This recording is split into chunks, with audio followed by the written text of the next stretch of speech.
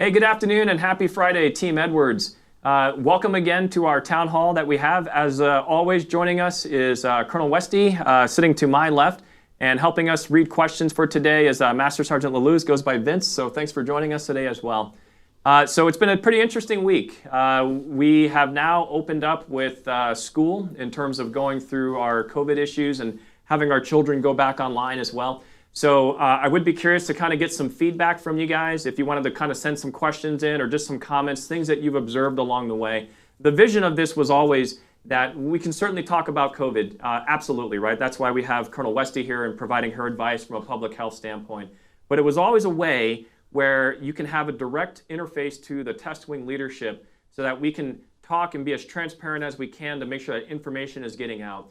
So not all of these have to be focused specifically on just COVID things. We can kind of talk through a whole bunch of different issues as they come up. So by all means, please send us some messages that way if you're seeing things. What we're seeing with respect to COVID so far is, again, Edwards is doing particularly well. We wanted to extend our appreciation out to the community, again, as always, on behalf of General Higer, to say that we really appreciate folks really adhering to the CDC guidance. By all means, working through with your unit commanders and directors to do different types of telework options to still get the mission done, even while we're in the midst of this pandemic. So it's from the bottom of our hearts that we really do say thank you for still allowing us to achieve this mission here at Edwards, even though we have a public health emergency going on and still being able to crank out missions. I've seen that type of thanks come from our very senior leaders directed specifically at Edwards about being able to still continue the mission despite everything else going on. So that part is still worked out extremely well. So again, just a thanks on that aspect. But so far we're doing well. Overall, people are abiding by the right procedures. We've kind of stuck in this world now of this is what it means to be in COVID, which is we are in for the long haul, even beyond perhaps even the vaccine comes out, because we all kind of understand that not everyone fully accepts vaccines, and there will always be that issue that kind of goes on. So this is going to be the new abnormal, as General Higer describes it, that we just have to get very used to operating in. So we are kind of in a state of MOP 2 always with respect to this. So your diligence with it is greatly appreciated because the nation expects a lot out of us. Colonel Wueste, did you have any opening remarks, ma'am? Hello, everybody. So yes, I concur, sir. Appreciate everybody's hard efforts in doing the right things with the physical distancing, the face covering, hand hygiene, staying home if sick, and the ability to be able to do the telework and be able to continue with the mission, continue with the social connectedness, while being aware of all of the concerns with COVID and doing the protection, the mitigation factors for it. It has really made a difference. If you look at the nationwide numbers, the numbers are starting to decrease, and even the death counts are starting to decrease a little bit. Overall, our case numbers are definitely higher than it was back in the April-May timeframe when we thought we had our peak. So the numbers are definitely higher, but we are starting to decrease from that kind of July timeframe. A lot of that has to do with some of those mitigations that have been done, closing of some of the indoor operations in the community, but that has actually helped. And obviously the intent is that as the number of cases continue to decrease and we can kind of get away from that peak that we had, we can open up things with being careful again with those mitigation factors, and hopefully at some point open up the schools, because I know how important that is to get the kids back into a classroom setting of some sort where they can have some of that social interaction. And that really is the intent, to be able to embrace this new normal or abnormal, this new lifestyle basically, and embrace that, and be able to kind of continue with our lives and our missions, and continue with what we want to do with our lives, and be able to connect with our family and our friends and our community, but just be able to do it safely. You bet. Thanks. So couple other highlights that have happened over the last week as well. I really do want to extend my deep appreciation and thanks to Mission Support Group. This has always been a continuous struggle about how do we protect public health, how do we protect the mission that we have on the base, but then also still recognize that people live here, right? And there has to be some aspect of quality of life improvement. So your MSG team is continuously working to help kind of reopen up different things across the base and bring back those capabilities. So we've seen the reopening of Fogelman's that happens on Fridays now over at the Officer Club, or sorry, excuse me, the Combined Club, Club Muroc. So that's something that we didn't have even up to a little over a week ago, but that's something that's available even tonight for people that want to take advantage of that. We've also seen the reopening, at least of the food aspect of the bowling alley, so that if you need to get something, I mean, we heard the message loud and clear that, hey, if it's the middle of the day and I want to grab something to eat, no problem. What happens when it's 5:30, 6 p.m. at night? Where do I go? And so what MSG was very good about doing is providing a consolidated list of hours of all the different food eatery options that are available on the base. And they also intentionally shifted the hours for the reopening of the bowling alley food center, but being able to do that for the evenings so that now, as you get off work, if you want to grab something to eat, don't feel like cooking that night because we're all tired of making home meals all the time. Now you have that option available to you, and that was the result of your MSG team. You're also seeing that they're in the process of trying to hire lifeguards because we're working hard and diligently to open up pools again, and so more to follow on that, still working, but just understand that your MSG team is hearing you loud and clear and that they're doing everything they can to work directly with public health to be able to reopen those things, but to do it in a very safe manner. Also, one last point before we get out to questions is, again, from General Heiger's perspective, the notion is that we maintain our physical separation per the CDC guidance, but that we continuously stay socially connected. Again, social distancing is a very bad term. So there have been a series of events that have occurred where we've watched units get together and to be able to do so smartly, do it outdoors with the right amount of ventilation and the spacing, but still find ways with which to stay together. I've seen hail and farewells that have happened where the units are able to kind of welcome people and say goodbye to people and just do it in the way that we traditionally do within the Air Force where we're trying to take care of our people. Fun is still authorized. Being able to take care of your people is still 100% authorized. Please do not read the omnibus guidance as if, well, if it's not in there, I can't do it. That's not the intent of what's in there at all. The idea is, here's the guidelines. Here's best practices. You make smart calls and decisions about what you need to do to still achieve mission, but not tank the place. And you guys have done well so far, and I'm constantly pushing and helping, trying to get guys to go, it's okay.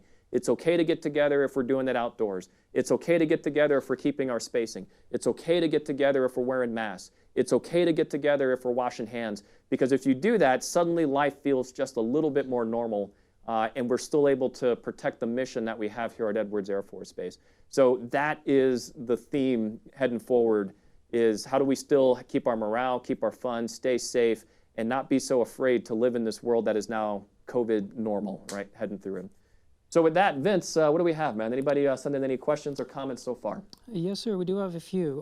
One comment, and again, this will probably cover some of our counter-COVID measures. With the 100-degree heat, could the gym have functioning water fountains?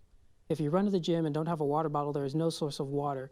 I believe all of our fountains are covered and disabled because they are contact points. So could that be addressed in some way? Good point.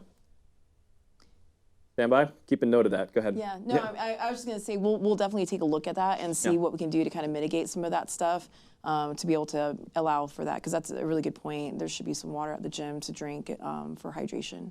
Yeah, so just want to make sure that we're capturing it correctly, and you can send back, obviously, if we're missing this wrong, but what you're saying is the fountains are covered up, it's hot, perhaps you didn't bring water for whatever reason, and that you're asking to see if there's some means with which to get water there at the gym, still do it in a safe way, but so that you're properly hydrated, if you will, for your workout. So I think I'm understanding what you're saying. That's a good point. I will take that note back to our gym guys. Thank you for that, by the way. Okay, what else do we have? Yes, sir. Another one regarding base services. What's open? With the heat and with the extreme heat right now, air conditioning options would help. Okay, so when you define what's open, is there anything more in that question? Very simple, sir. Okay. So what's open? So we're still under the rules that we're not doing indoor activities inside of our facilities just because of the risk that happens there. So everything that we have, like for instance, you can go to the club and you can eat outdoors. Now, to mitigate a little bit of that risk from the heat and the sun, the outdoor areas that we have are covered. And I've been over there numerous times now just for events that we've done over the last couple of weeks, and it's actually quite comfortable sitting outdoors in the back, with that kind of setup for you. We don't have theater yet, right? We're still working through some issues on that. We don't have bowling alley, right, for bowling, right, yet, but we're still working through some of those issues as well. But if you look at the things that are available right now to kind of cool off, if you're active duty right now, you can use the Oasis pool indoors, and that's something that's available to you. And I think for civilians as well, right? We've changed the rules on that, right? Yes, sir. There's the gym that you can do indoors, but in terms of like having like an indoor place that's air conditioned and you would spend a lot of time in there, we're not there yet from a safety risk standpoint. Everything that we have opened, there's always an outdoor option, and that keeps us somewhat in harmony with what the state guidance is immediately outside of our gates in terms of what people can do for recreation outdoors. What else do you have? I'm sorry, did you have anything else to add on that? I'm sorry. No, sir, I didn't. Okay. Thanks. Yes, sir. A more medical one. With recent headlines saying maybe 5% of America has been infected, could we actually reach herd immunity eventually?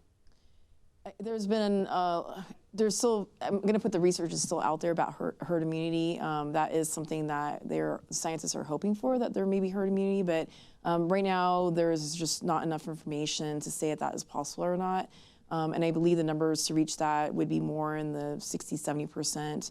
But there's other factors in it, like if the virus mutates, does that change anything?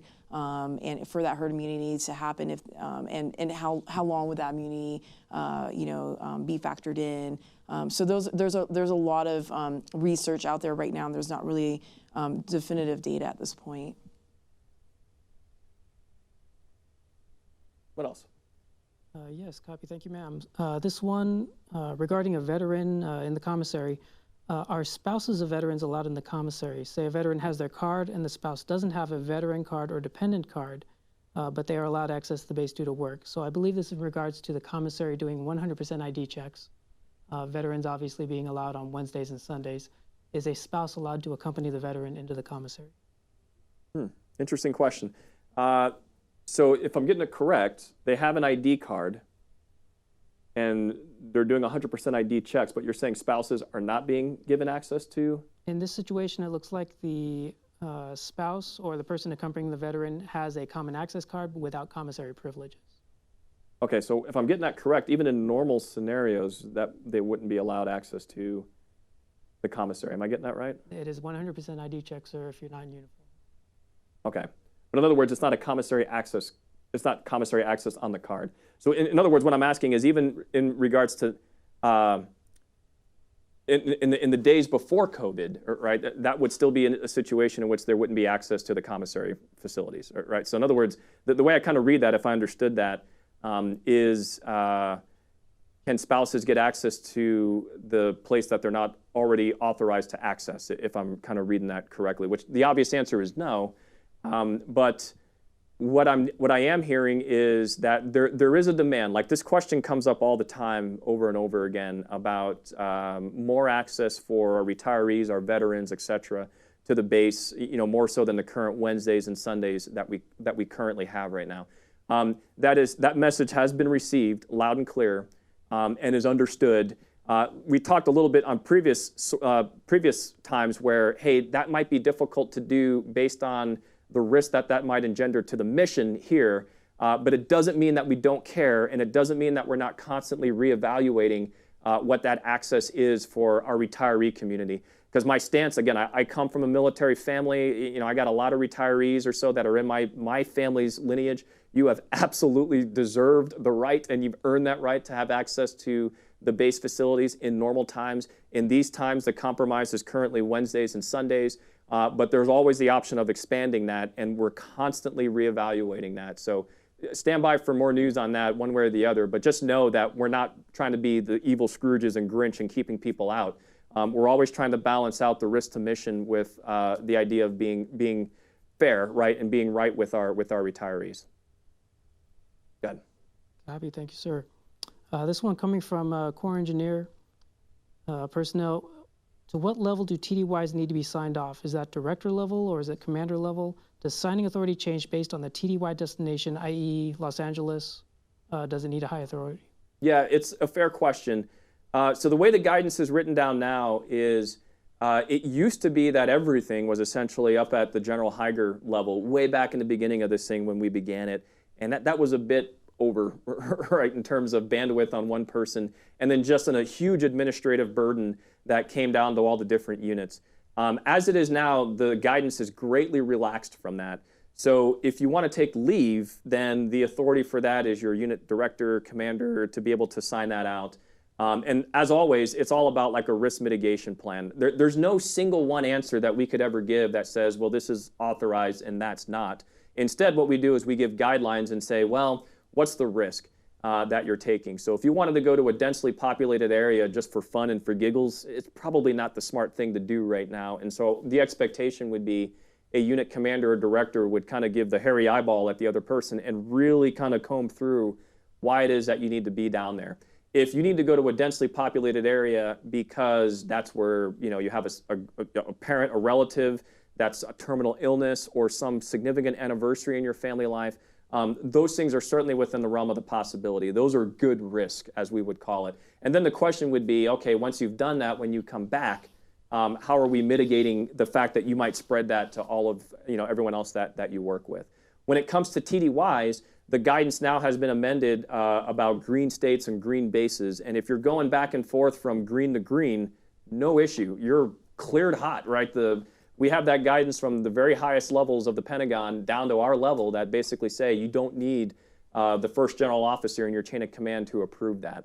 And as you look through the list, that list has greatly increased even over the last month or so of places that used to be red that are now green. So it used to be like if you're sitting in my shoes, I would get an Excel sheet every day that had a dozen plus or more TDY requests, and we'd have to comb through every single one of them to see which ones really require General Higer's signature. Now, at best, I'm getting one or two right a day, and it's because that guidance has greatly relaxed. So if it's green to red, then yes, at that stage, you would still need, first general officer in your chain of command, which is General Higer in this case, to sign off on that. What I will say is, having reviewed unbelievable amounts of these over even the last 6 weeks since I've had this job, the threshold is pretty, we tend to give a lot of leeway to the units that are asking for this permission. So they will tell us, I need to send someone TDY to this place because if we don't do it, it's going to be a jeopardy to our mission here at Edwards. And 99.9% of the time, we fully accept what those explanations are and we sign off and say, go ahead and go do. So the threshold is pretty, I don't want to say it's low, but you do understand kind of what I'm trying to say is that we put a lot of trust and faith and confidence in the unit commanders, directors telling us why they need to send personnel to go to X, Y, or Z. And very, very rarely have we ever challenged them on it because we just understand that they know the mission a lot better than we do. So that's where the guidance currently stands is TDYs, green to green, don't need anyone to say anything to anybody. You can go and it's not that big a deal. Press, make it happen. Leave is your unit commander director. And at that stage, they're going to be asking a lot of questions just to make sure that we have a good plan and that's the appropriate risks to go take. If it's green to red, then yes, the boss would still need to sign off on that. One nuance that's come up is right now we're in August, and for the most part, a lot of places are green state, green base, right, for the most part. We all expect that somewhere in the fall, there's very high probability we're going to experience some second wave, and on top of that, we're going to have the standard influenza kind of things that happen as we get into the fall. So very decently good chance, I won't say high chance, but I would say a decent good chance that things that were green to green, suddenly one of those two places is going to go red. So if you need to go TDY and it's way out in the future, like October, November or whatever, and you have those orders right now and you're just trying to get things set up and things are good to go, if you wanted to provide a little bit of insurance about that, there's still no problem if you want to send up exception to policy up to the wing commander. We'll evaluate those on a case-by-case basis. We could obviously get superseded if the situation decays so badly. But if you want just that little bit of extra assurance that you're okay because you've got a TDY that's way out in the future and there's some risk from time, that those conditions might change and you wanted to get General Hyder's permission, he's certainly willing to entertain that, and he'll look at that on a case-by-case basis. Colonel Wueste, anything else on that one? No, sir. I mean, Okay. I think you explained it really well. Okay. Yeah, and things may change as they go along. But because I know like Korea just went back to HPCon Charlie, so there may be changes especially if you're going overseas to different countries. But I think you explained it well. Yeah. So overall, it's a right trend. We're seeing the decisions get back down to the right level to be able to make those best, smart risk management kind of decisions. So that trend is very positive and it's looking good, right? Again, as a nation, right, we're kind of getting into this rhythm of, okay, this is what it means to be in COVID. And certainly our Department of Defense is getting that way as well. So you're starting to see much more tailored guidance that says we trust unit commanders, directors for a lot of these things that we used to only put into the hands of the one-star. So lots of issues there. Go ahead. What else you got there, Vince? Yes, sir. On a similar topic, in an effort to assess whether to bring civilian personnel back to work, it appears decision-making level is down to the first, second-level supervisor. With potential serious consequences should someone get sick. What specific guidelines are in place for supervisors to use to assess whether an employee has an underlying medical condition or something that would put them at risk if they returned? You bet. So if I could recategorize that question, what you're asking is, there is, and if I'm understanding this correctly, and if I'm not, please re-ask the question, but what you're saying is that there's a certain population of high risk that to be able to come back to the base, there's an assessment that needs to be made about whether or not that's safe for that high-risk individual to come back. I think that's, just verify me, Sergeant Laluz. Yes, sir, that's correct. And also, the question further asks, do they need to request medical documentation, or can they, to justify the decision whether or not to bring an employee back to work? Got it, okay. So, and please, weigh in on this. Here's kind of my read on that so far. First, everything starts with the unit. Because everybody's mission, especially on a place like Edwards, the mission is so dramatically different for everybody that it's really difficult, and it'd create a document that's just too impossible to read, to try to make a uniform guidance that says, well, this is what we do over in CPTS, for instance, and this is what we do at 419th Bomber, right? Those are two very different, very unique kind of scenarios. So start with the unit commander director. Per the guidance, you do need a medical doctor to give you some type of documentation as to why you can't be here, right? Am I still getting that correct? Go ahead. Yes, sir. I mean, I think for the general scheme of things, I mean, the setup for every workplace, the supervisors and unit commanders I know are very, they're very interested in making sure that workplace is safe. And I think all of the unit commanders and all the supervisors have worked very diligently to make sure that the workplaces are safe and that they are, administering some of the engineering controls, administrative controls, and making sure people are, following the rules to ensure a safe workplace. I mean, that is our whole intent.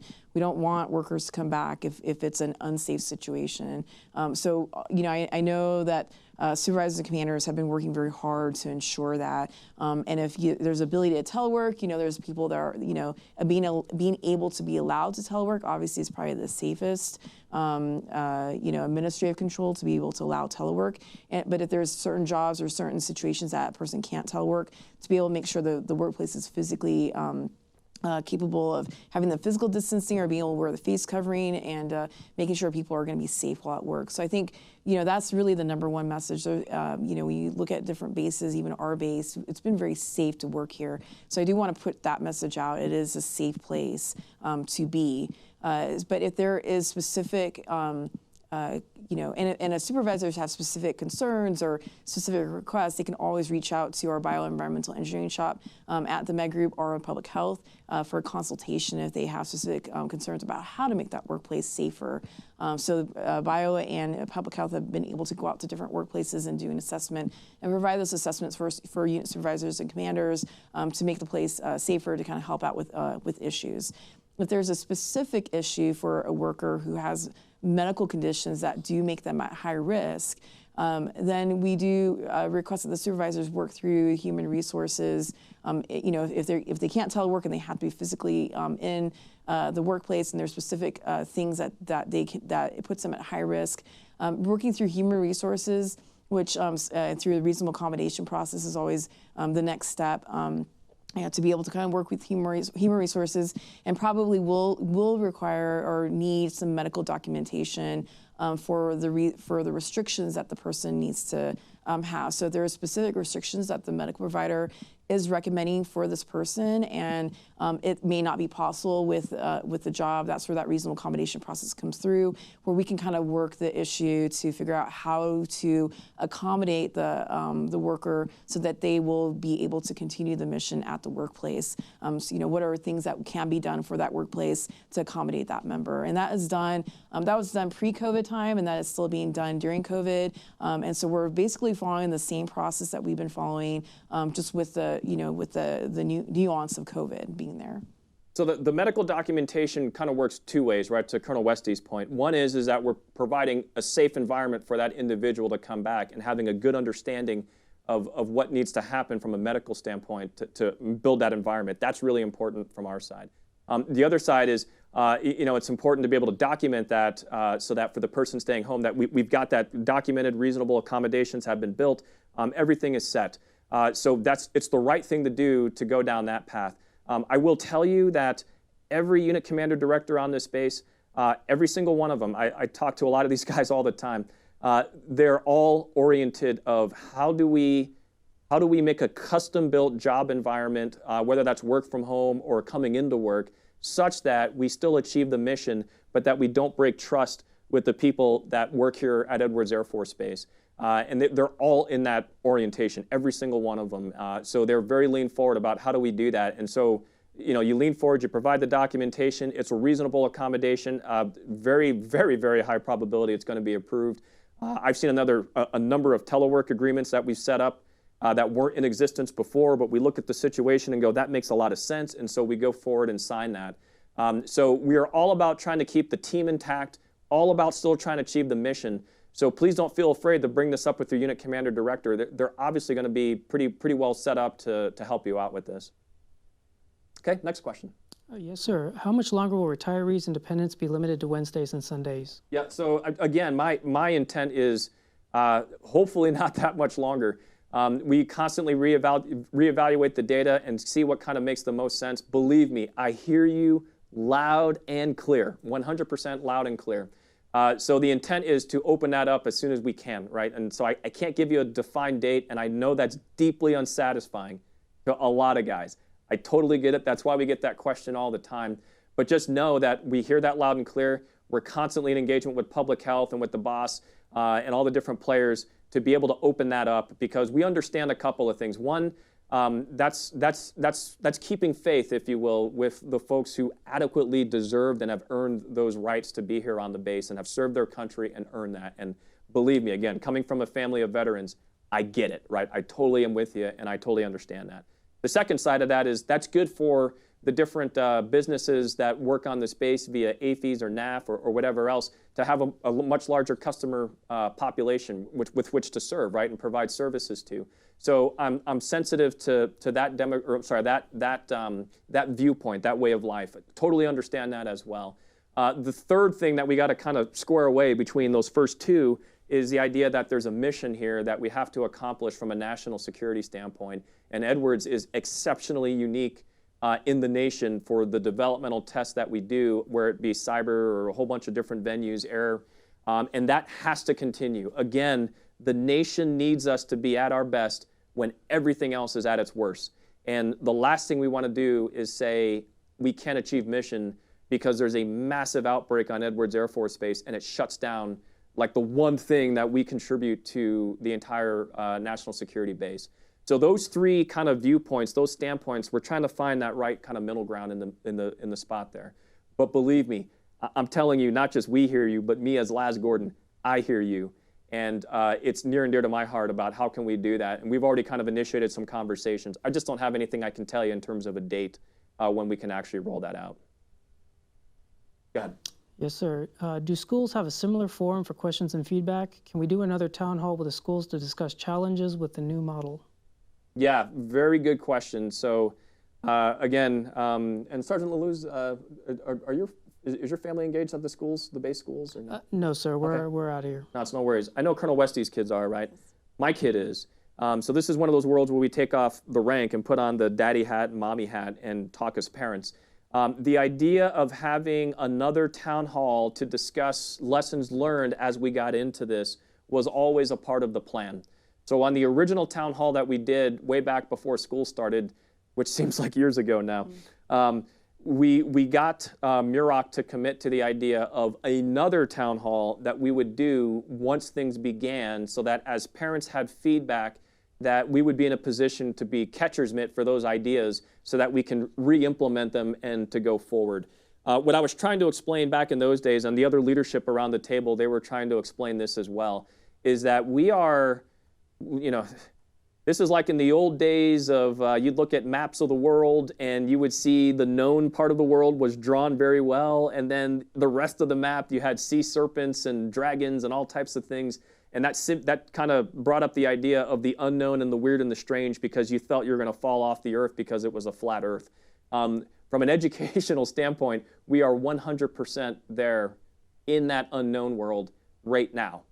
And the danger in a spot like that is not that we wouldn't make a decision and move forward, right? The danger is that we would make a decision and not have the ability to fix it if it was wrong.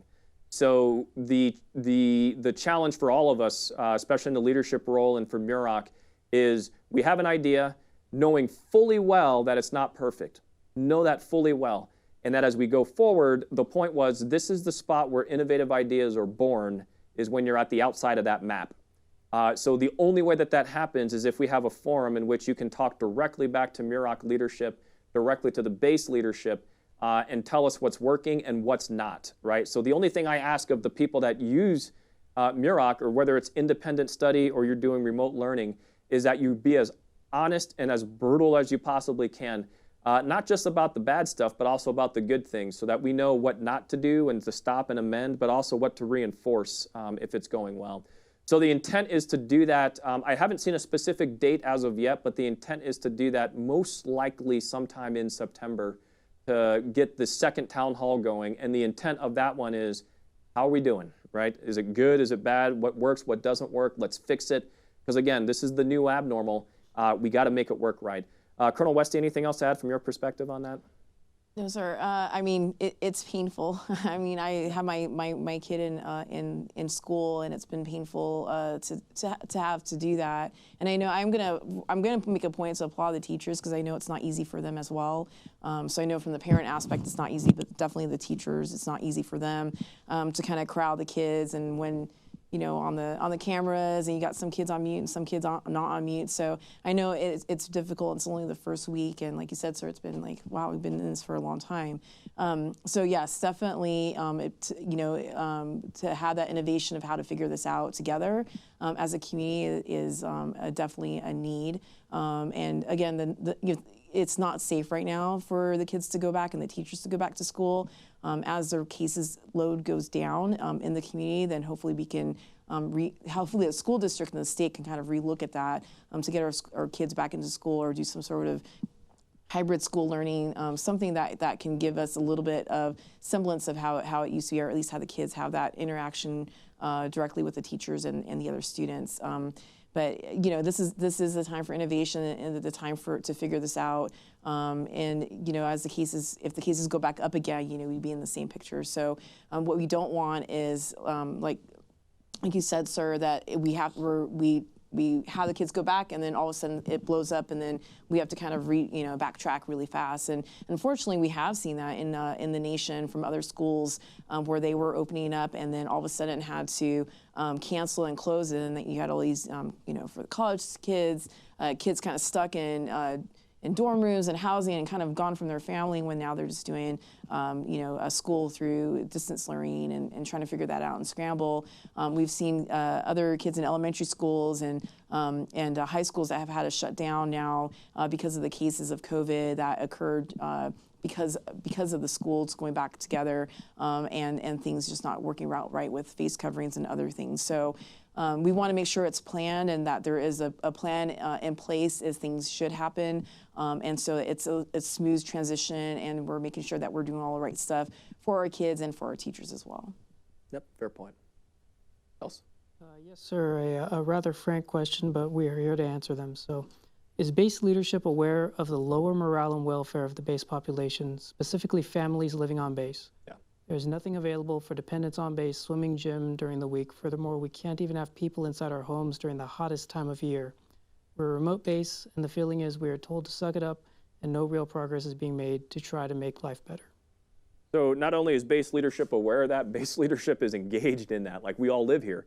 And so I had a very similar experience. So again, this is my third tour coming back to Edwards Air Force Base. One of the reasons that we decided to come back to Edwards Air Force Base after the second tour, especially coming back from a place like Boston, Massachusetts, back to Edwards, was because we missed that community. We missed being a part of something that was kind of unique and special, where you could hang out with your neighbors and see a whole bunch of different things. So when I came through the gates, one person that was on their way out, right when they were PCSing out, was very adamant about the fact that, hey, we don't have amenities anymore. The pools are shut down. This doesn't work. No more, theater. No more bowling alley. No more all these other kinds of different services. And so that's why one of my first things was to work with the previous MSG commander and the current MSG commander, Colonel Harris, who, oh, by the way, is also a base resident and is also subject to all of the different things that we have on base that restrict us, if you will, but they also give us protection from a public health standpoint. So when I was explaining in the beginning, in the perfect world, we would just reopen everything back to the way it was, and we would just go back to there. But I think we can all appreciate that that would be not the smartest decision from a risk management standpoint. That doesn't mean that there aren't things that we can do as we slowly kind of reopen these things up, as we learn more and we expand up. So again, the O Club, I keep calling it that, the Muroc Club, had never shut down during the entire time. They changed their hours a bit, right? They changed their services, but they never shut down. And they've opened up things. Recently, they've had at least 2 drive-through movie nights there. The last one being really successful, and it was a kids' night, and everyone came out and they watched the show out in the parking lot, and it was fun. That's available to you. Fogelman's has come back on Friday nights, so now that's available to you. You can sit outdoors and you can have a drink with your friends, and that's fine and that's accepted, and you can still do that within the CDC guidance. The bowling alley stuff has opened with respect to the food, at least for dinner options, and they've stayed open later to accommodate the base population so that you have some dinner options available to you, as opposed to having to drive into Roseman or out to Lancaster. So we've seen stuff like that. There are more things in the works, right? They're just not ready for rollout, but there are more things in the works to return some of this capability back out. I have seen where people have shown movies in their backyard. So it's not like you can't have people over your house. It's just that it's smart, per the public health guidance, that when you have them over, you have it out in a well-ventilated outdoor kind of space. So I've had friends come over to my place, and we've been in the backyard with a fire pit or watching something or just listening to music, appropriately distanced, but still staying that socially connected kind of aspect of our lives. So I hear you. I really do. I do hear you. What I'm saying is that there are 2 ways to kind of approach this. One is to get really upset about, well, this is the way things were, and how come it can't be like that again? And what I've learned, because I felt that way sometimes too myself, I'm just being as frank and honest as I can. What I've learned, though, is that line of thinking ultimately results in great frustration, and you just get more and more bitter about things, and you start to close off. It's just not a healthy way to think, given the world that we're in. Another way to think is to go, okay, this is what it is. So given that, how can I use that to my advantage? And I was explaining a little bit before about, hey, I've used this time to call up friends I haven't talked to in a long time. My wife and I, we decorated a beautiful home on the inside, and no one's seen it because no one can come inside. So instead, what we do is we put folks outside. We have them over, we do things outdoors, and we go that route. And just know that the base leadership not only is aware of that, but also experiences that every day and is working very diligently to open up spots as much as we can and still be risk compliant heading forward. So I hear that question. I don't take offense. I appreciate the candor and the frankness of it. Just understand that we're all in this together. It's not like the base leadership is living somewhere in Hollywood Hills and everyone else is kind of marooned on the base. We're all here in it together. Anything else to add on that, or anything else to add from what you've observed?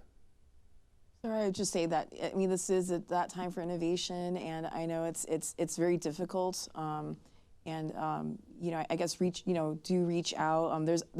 different organizations on base, like the Key Spouse and Airman Family Readiness, and there's organizations, the Shirt Council, bring up those ideas, and that's where some of that goodness comes through. Is just bringing up the ideas. If you have a suggestion, don't be afraid of bringing up those ideas and bringing up those suggestions, because I think that's where we can kind of come together as a community to figure more options out and more the ways out to be able to do things. We're all in this together, and we are trying to bring back services and bring back opportunities for fun, because that is really is a real need.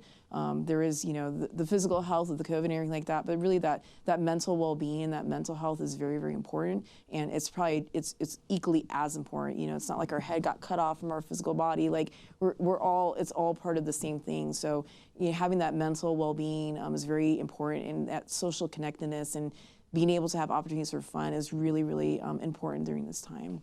So and definitely ways of absolutely. And I have seen where neighborhoods have done things like what we would call a hail and farewell. What they've done is they've consulted with public health beforehand and said, hey, we want to have an event.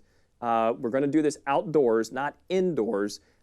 We want to be able to have a certain amount of people, and so what are the certain guidelines that we can do? And then just be rather than just getting offended by the COVID rules or whatever, it's just one of those things where we just go, okay, it is what it is at this point. So given that, how can I still have an event where people can be safe, but they can get together and they can meet their neighbors and have a good time and learn? And all that was done with public health as a partner, right? Not as the adversary here. And it went off well. It was fine. It was great. We had a good time with it. Again, we promoted a whole bunch of master sergeants up on the lake bed. And that was another example of folks getting together, even though it was hot, even though everything else was going on. But they said, okay, these are the rules. Now how can I meander through those rules and still achieve what I want to get to? I've seen where our own CGOC, our Company Grade Officer Corps, has done some good work in terms of in a world where we don't have an Air Force ball, the traditional way, how do we still preserve our Air Force traditions and still get after what we care about as an Air Force, but do it in a way that we wouldn't have done in previous years, because this year there just happens to be a public health emergency that we have to pay attention to. So really what I'm trying to do is just give you examples and just let you know from my own perspective, right? I felt the exact same way. And then as I looked at myself in the mirror, I went, to what end? It doesn't matter. You can't control it. So given that, how can you still have fun and still have morale things in spite of all these things and still get what you need to get done? And that's where the real innovation kind of comes up. So go ahead. What other questions? Yes, sir. So a simpler one perhaps. How will flu shots work this year? It'll still work. We will still be giving out flu shots. We don't have them yet at the base, but once they come through, I believe the process will probably be similar. We are obviously going to have to think about how to deliver the flu shots without it being the mass maybe lines that we had in the past, but more to come on that. Copy. Thank you, ma'am. One little more we'll probably have to pass on or follow up with. Can we fix the west gate sign? Since the gate is mostly used, it should look nice. And I believe this in regards to the Edwards Air Force Base sign out on the west gate. So this is the one as you're leaving Roseman, but before you get to the lake bed, right? Is that your statement? Like the brick sign? Yes, sir. Okay, but not the sign as you get to the gate, like the actual physical gate. Am I getting that right? Along with you two, I do not use that gate very often. So we will have to follow up, I think, with our CE fellow. Yeah, again, so if you can provide some details on that. I mean, incidentally, even long after we're done here with town halls, believe it or not, like our chief still reads messages that come in and responds back and forth. So again, if you've got some suggestions there about like what's wrong or what you'd like to see, let us know. I mean, we engage with Mr. Judkins all the time over in civil engineering, and he's a spectacular partner for getting the military base where it needs to be. So if there's stuff that you see or you want to go do, we're always open to that. So if you have more details, please provide it afterwards. Send Chief Eishen a quick message, or me or General Heiger, right, and we'll dig into it. Incidentally, right, just to prove a point that Colonel Wueste was bringing up a little earlier about, we care and we're engaged on this all together. The idea of shifting the hours for the bowling alley, that came from one of the units on the base that said, my people don't get off work minimum until 6 p.m. And when they do, where do they go, right, for dinner? So message received loud and clear, and then that was a discussion with MSG to see how we can amend things so that we can provide those services. So we are responsive, we are listening, and where we can make moves, we absolutely do. This is your home as well as it's mine, and so if you see things that you don't like or are wrong, tell us, right? We're more than happy to go engage on that. Go ahead. Thank you, sir. One more. Is the base testing machine working, probably regards to COVID-19 testing? And how many people are we testing, and is it enough? Yeah, good question. Yeah, it is working. We did have, I don't know if this went out, but we did have an incident where our air conditioners in our facility went down, so we had to pause we were still able to send out tests, but we had to pause some of our in-house testing, and it was only for a few days that had happened, but it wasn't our testing equipment, it was just the air conditioning, and so the testing equipment wouldn't work correctly in the same environment. So, but that was a few 4-day type of scenario. We were still able to obtain tests and send them out for testing. So we are able to test. We do have capacity to test. We are able to send out tests to the Epi Lab at Wright Pat for the PCR test. The turnaround time is longer than we would like it to be. Obviously, anything more than a day or two is a little bit longer than we like it to be. But we are able to perform those tests, and at this point, we are able to also perform in-house PCR tests. We are basically testing anybody that comes through the medical group as needing to be tested because they have symptoms of COVID-19, and if DoD civilians, if it's a need to know from a mission perspective, we are also testing the DoD civilians if they're symptomatic as well. Obviously, we can't do the medical care management, but if it's a mission need that somebody, a DoD civilian is needed to get tested, because that is a kind of a requirement, because maybe it'll take out parts of the mission or things like that. We've been testing those members as well as people who may have been identified as a close contact. For whatever means, we have been offering the test as well. So we are testing as people come through, and we have not denied anybody a test specifically if there's a need to know for that test. Sergeant Lewis, what else do you have? That's all I have for the texted in questions. Unfortunately, I do not have access to the Facebook ones, but as you mentioned, we do follow up with those, and any that have not received a good community-based answer, we will follow up as we can. Okay, so I'll give you another minute or two if there were some last-minute questions to come in. Again, I just want to reiterate a couple of points, because again, I've heard loud and clear from this session as well as other sessions when General Heiger's here or Chief Eishen's here. And the main message we want to communicate is, one, the base as a whole is really doing well, honestly. And that's important just because the only reason we're all here is to be able to achieve that particular mission. So if the mission goes down, our whole reason for being here goes away with it, and we're not providing the thing that America is expecting of us, right, as airmen. So I appreciate, really, right, I mean, more so than just being as the vice wing, as a resident of the base, I deeply appreciate everyone's diligence to the rules on that. Second, there have been a number of scenarios where I've seen units or even individuals really find some creative ways to still have fun, still build morale, keep the unit together, not go stir crazy about this. So I'm here to tell you it's totally possible. And not only is it possible, it's actively encouraged and celebrated. So the boss gets excited when we see that, hey, people are still able to live within the idea of being physically distant but still socially connected. And we make it a point to really highlight those events where they've occurred, right? And so, again, on a little bit more of a tragic note, we've seen that with our OSS squadron. They did a spectacular job providing the correct respects, if you will, to one of our fallen airmen. And the Security Forces Squadron did the exact same thing for 3 of their airmen as well. And it was excellently done, and still within the CDC guidance, and it really spoke well of what we do as airmen for one of our own when that happens, right? You wouldn't see that in a lot of private sector areas. On August 28th, we're also going to do that for the 12 airmen that we've lost over the series of the past couple of months, and we just haven't had a chance as a community with which to mourn that. So more to follow on that. But again, those are things that we're doing even in COVID to still be an Air Force and to still be airmen.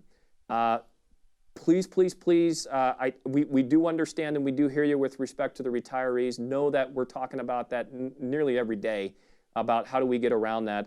And also know that behind the scenes, you may not see it all the time, but I do. I do see how public health and how mission support group are really working together hand in hand with our, med group, et cetera, to be able to open up services here on the base.